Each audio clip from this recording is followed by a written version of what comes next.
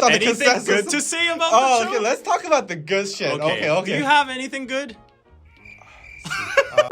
안녕하세요. What is up, ducks? Quack, quack. Daddy Kim. David, welcome to the Kdrama Aftershow. Today we're reviewing The King, episodes 5 to 8. Well, let's start with the plot, shall we? Chongtae arrives in the kingdom of Korea with Egon and starts to believe that he is indeed the king. Finally, we start getting some romance with the two as Chongtae slowly starts believing and opening her heart, and they have a kiss and start dating each other. Chongtae also gets to meet Gusaryong, the prime minister, for the first time as Egon picks up Chongtae up in a helicopter when she wanders off to Seoul and is out of cash.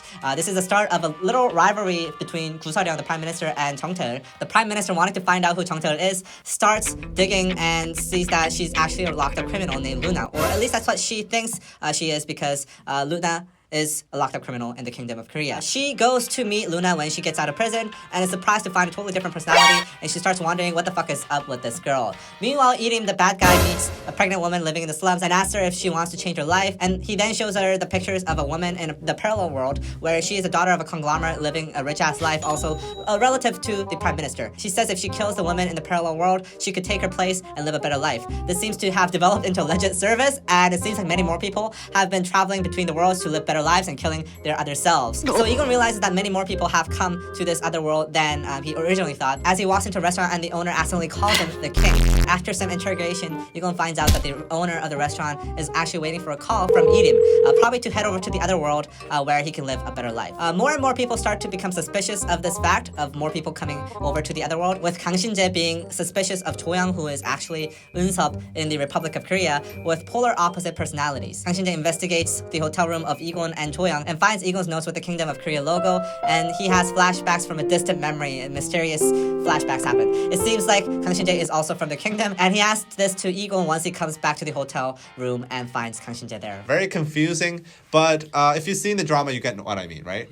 No. Okay. Now on to the review. First off, let's talk about the product placement. Okay, let's just start with this because I think the episodes, as it progresses, there's more and more product placement. It's terrible, actually. I haven't seen any this much product placement in any other drama. There's a scene where Chongtae and Changmi, I think, they are in a car. They're undercover. And first off, Chongtae suddenly starts eating ramen, and they take out a pack of kimchi. First off, who the fuck does that?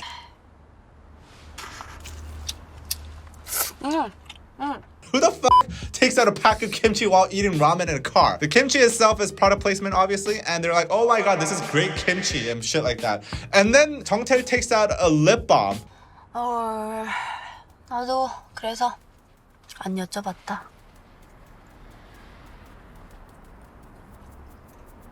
And it's a multi-balm. I've never seen that before. I've never seen it. It's a pretty I was cool surprised. product, but she starts like putting it on her mouth and then her face and shit like that. And then the Rose is like, oh, what the f*** is that? And then, oh, this is a new product. You don't know this shit? Like, you don't go on the internet and shit, like, and they share the product. They have whole lines saying, oh my god, this is so convenient. This is so new. It's 2 product placements in one, and they're not even subtle about it. And the worst thing is that this scene does not progress the story at all. That's what I noticed for all the product placement. It's just ad within an ad after an ad. Egon has this like canned coffee product in his hotel room, and he's like, I'm drinking coffee. Does coffee of the Republic of Korea taste all this good? Because it tastes like the coffee we have in the palace. And it's literally like flashing the logo, and I mean, like, come on, man, like that's just... And in real life, that's 1 disgraceful. plus 1. It tastes good, but it doesn't taste like palace coffee. No, okay. not at all. I think for the alley, I think they did a wrong product placement or like a sponsor, because like every time they go to the alley, nobody's there. Oh, that's deserted. True. That's true. And only this the cafe owner's the there. cafe owner is only there, and she drives an Aston Martin. Okay, second, let's talk about the romance. The fact that we talked about product placement first. The product placement sticks in your head more than the story. It worked. Yeah. In the first review, we complained a lot about how, Chongtae seems to be really aggressive and like just, very grumpy about it. Yeah. And we got a lot of negative feedback from that. A lot of feedback was like, it's very plausible because this crazy dude just suddenly appears in the middle of nowhere and just hugs you and said, I've been waiting for you 25 years, and starts following you, stalking you, and saying weird shit like he's from the parallel would say world. that is plausible. A lot of Koreans, the consensus was, even considering that situation, like as a Korean, if you listen to the nuance of her speaking, it's really, really rude. Like, it's overly rude. Sassy in the sense that it's annoying. There's times when sass does not really work. And I think these are the times when sass does not really work. I'm not talking about the context itself. It's just the way that it's executed. It just sounds really annoying. She's just talking for the sake of the lines. She makes a lot of dad jokes that are supposed to be burns for the king. Yeah. But it's if you listen to it, it's like, that's the most pathetic. Lame. It's lame as fuck. You think you're being sassy, but you're not. You're just annoying. I don't know if you're it gets lost in the translation, though. You're an annoying kid that's like thinks you're cool because you say all these puns, but you're not cool, man. It definitely makes me really dislike the character, but I think as the episodes progress, the puns get a little bit toned down as the product placement goes up. I think the staff got the feedback. Yeah. Now Jung-tae is a much more likable character. Even after she experiences the parallel world, I'm not convinced because her behavior, her attitude just flips 180. Oh, right. Because she was rude, annoying, bitchy, and then she just goes over as soon as she sees the house, the palace, everything, and then she suddenly accepts his you're kiss. Rich dude now. And she's just left her guard off instantly, and then that was very weird. Yeah, and then she suddenly falls in love, and she suddenly holds his hand and all, and they don't even have that much buildup, That's what it's lacking. Feels like they've gone from complete strangers who the girl really hates to doing a complete 180, and now they don't feel like they're girlfriend and boyfriend. They feel like they're a couple that's been dating for 3 years. Right. It's not even there's no buildup. There's no oh my god, this is puppy love. It's not puppy love. It's literally she just flicked the switch, and now she's so comfortable around him. The chemistry they have here is not a new couple. It's a very old couple for a few years. I think the writers, they got a lot of feedback, like you said. It was really lagging behind. Yeah. Usually in a K-drama, there's glimpses of sparks of romance here and there. Right. That's what I'm saying. There was zero of that for the first 5 hours of the show, right? So now they got all the feedback saying this sucks. When is it gonna start? We all know they're gonna fall in love anyways. Yeah. Stop whining and shit and just do it. So they got the message and they're like, okay, we gotta make them romance right now. So that's why they jumped the gun and they're like, okay, now you guys are a couple. And I think that definitely the skip there, the transition was not smooth at all. Right. And it was very sloppily executed. Anything good to say about the show? Okay, let's talk about the good shit. Okay. Do you have anything good? Best thing in this show is Jo-young. His character is the best. Yeah. Jo-young and In-sub, when they meet and the interactions between that is the best thing of this show. I literally laughed so much between their interactions. Right. And when Jo-young tried to impersonate him because he was trying to improvise the situation.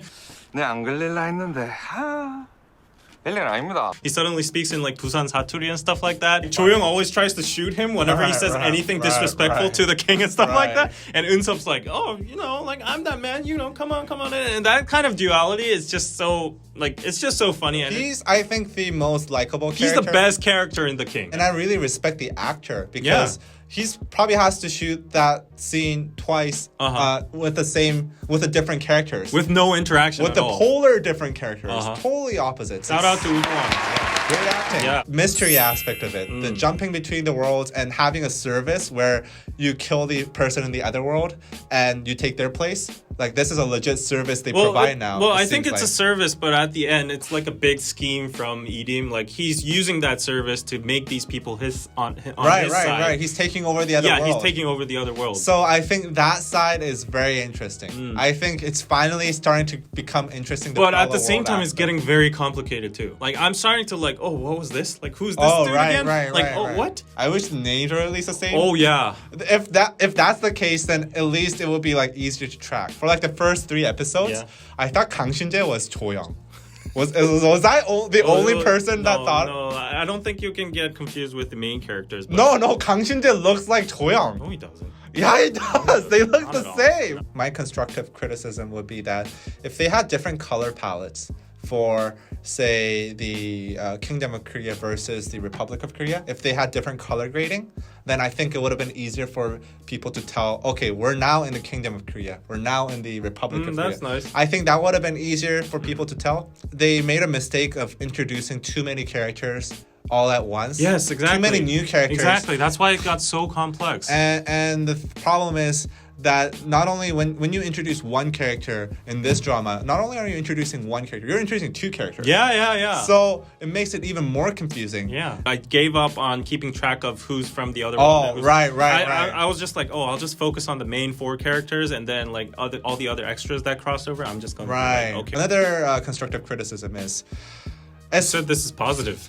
Oh, okay. And now you're criticizing they it. talk about how dangerous this technology or this magic is. Yeah. And like, if it gets into the wrong hands, if people find out, the world is in danger. Yeah.